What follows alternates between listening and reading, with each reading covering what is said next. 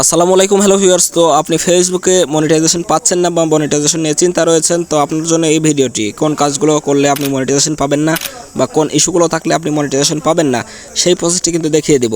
তার আগে আমার ইউটিউব চ্যানেলটি অবশ্যই সাবস্ক্রাইব করে দিন এবং এই ভিডিওতে একটি লাইক করে দিন।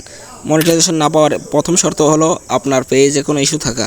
তো পেজে কোনো ইস্যু থাকলে কিন্তু আপনি কখনোই মনিটাইজেশন পাবেন না। তো চলুন আমার মোবাইল স্ক্রিনে গিয়ে আমি আপনাদের পুরোপুরি দেখাই যে কোন কাজগুলো করলে আপনি মনিটাইজেশন পাবেন না, কোন ইস্যুগুলো থাকলে মনিটাইজেশন পাবেন না। চলুন চলে যাই মোবাইল স্ক্রিনে।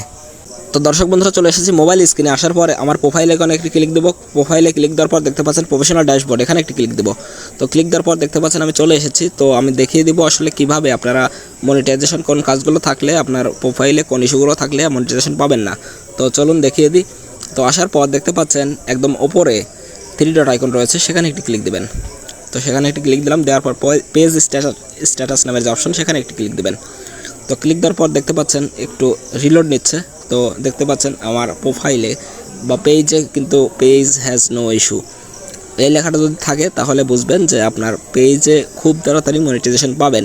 এবং রিকমেন্ডেশন অপশনে এখানে কিন্তু আপনার অ্যাক্টিভ থাকতে হবে মনিটাইজেশন, এটাও কিন্তু অ্যাক্টিভ থাকতে হবে। যদি অ্যাক্টিভ না থাকে তাহলে কিন্তু আপনি মনিটাইজেশন পাবেন না। তো বন্ধুরা, এই সমস্যাগুলো যদি আপনার পেজে কোনো ইস্যু থাকে তাহলে কিন্তু কখনোই মনিটাইজেশন পাবেন না। আপনার এখানে কোনো কপিরাইট সমস্যা বা যাই থাক, আপনি কিন্তু মনিটাইজেশন পাবেন না। সেক্ষেত্রে আপনি আপিল করে সেই সমস্যাটি দূর করতে পারেন। তো সবাই ভালো থাকবেন।